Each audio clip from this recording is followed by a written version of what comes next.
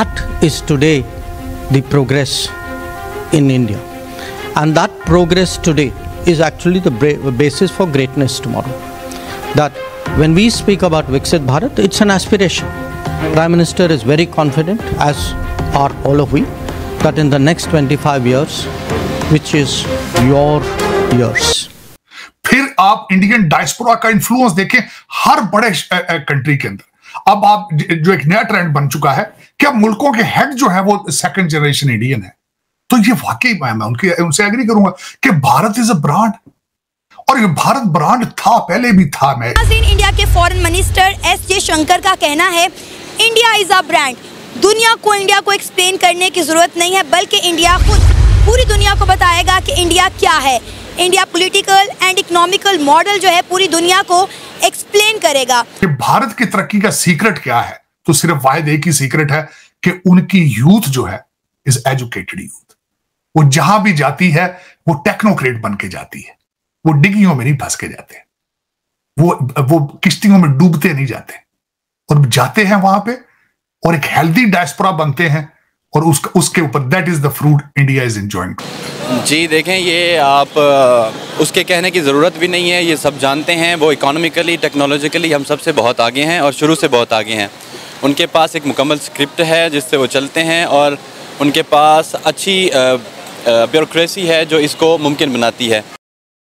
To me, the term Bharat means don't let other people define you. Try and define yourself.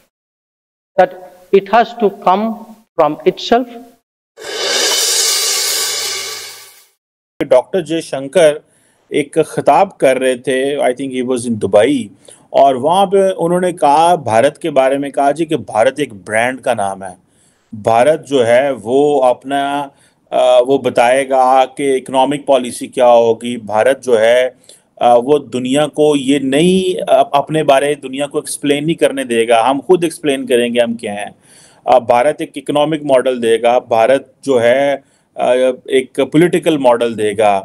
तार साहब ये जो बात है, और दूसरा जिसे वो कहते हैं ना कि खुल के दुनिया के सामने वो अपना केस बयान कर रहे हैं. हमारे फॉरेन मिनिस्टर तो खैर बोलते ही नहीं, वो तो पता नहीं किधर होते हैं.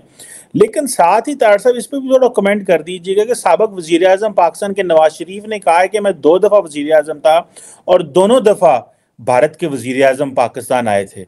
तो कहते हैं जब हमें उतार दिया गया तो कोई भी भारत से पाकिस्तान नहीं आता. तार साहब ये दोनों चीज़ें, अब एक भारत ब्रांड है, वो कह रहे हैं कि हम ब्रांड है, हम पॉलिटिकल इकोनॉमिक सोशल जो है वो एक आइडिया देंगे दुनिया को. साथ में पाकिस्तान के फॉरेन मिनिस्टर खामोश ही रहते हैं, पता नहीं उनकी कोई आवाज़ कोई नहीं आती, उनका ट्विटर भी पता नहीं है कि नहीं. लेकिन नवाज शरीफ कहते हैं कि मुझे अगर आप लाएं तो मैं जो है ना वो फिर इंडियन वज़ीर आज़म पाकिस्तान आ सकता है. यहां पे भारत क्या है, आपसे मैं पूछना चाहूंगा इस वक्त, अगर भारत की मिसाल दी जाए, भारत के खाने डिशेस हर दूसरे शहर के अंदर, हर दूसरी सड़क के ऊपर एक इंडियन रेस्टोरेंट है. आप नेटफ्लिक्स पे देख लें कि बॉलीवुड की कितनी मूवीज चल रही हैं जो इंग्लिश में डब हो चुकी. आप देखें किस तरीके से इंडियन म्यूजिक को सुना जाता है, किस तरीके से भारतीय शादियां जिस तरीके से बाहर हो रही हैं, जिस तरीके से मेगा प्रोग्राम होते हैं बाहर उनके. फिर आप इंडियन डायस्पोरा का इन्फ्लुएंस देखें हर बड़े कंट्री के अंदर. अब आप जो एक नया ट्रेंड बन चुका है कि अब मुल्कों के हेड जो है वो सेकंड जनरेशन इंडियन है. तो ये वाकई मैं उनसे एग्री करूंगा कि भारत इज अ ब्रांड, और ये भारत ब्रांड था, पहले भी था. मैं इसकी बात ये करूंगा कि जो मजीद मैं भारत के अपने सब कॉन्टिनेंट की हिस्ट्री पढ़ता हूं तो नजर आता है कि हाउ सिविलाइज्ड दे वर. मैं जो टेक्सला यूनिवर्सिटी के अंदर 2000 स्टूडेंट्स थे at the time when Alexander attacked that region. 2000 teachers उस यूनिवर्सिटी में होना आप मामूली समझते हैं चीज उसको. और फिर ये हिस्ट्री बताती है कि वहां पे जब आर्यंस आए थे तो वेद की किताबें उनके साथ थी. 150 एडी की बात कर. तो ब्रांड तो था, पहले भी था. अब खैर मैं समझता हूं कि उनको एक चांस मिला है, लेकिन उसका सीक्रेट सिर्फ तालीम है. तालीम के साथ उनकी इस वक्त अगर मुझसे पूछा जाए ये क्वेश्चन कि भारत की तरक्की का सीक्रेट क्या है, तो सिर्फ वाहिद एक ही सीक्रेट है कि उनकी यूथ जो है इज एजुकेटेड यूथ.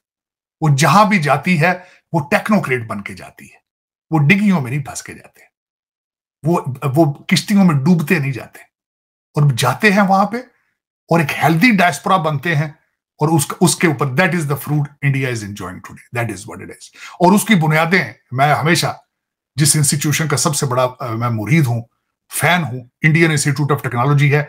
MIT में एडमिशन मिलना आसान है, इंडियन इंस्टीट्यूट ऑफ टेक्नोलॉजी में एडमिशन मिलना मुश्किल है।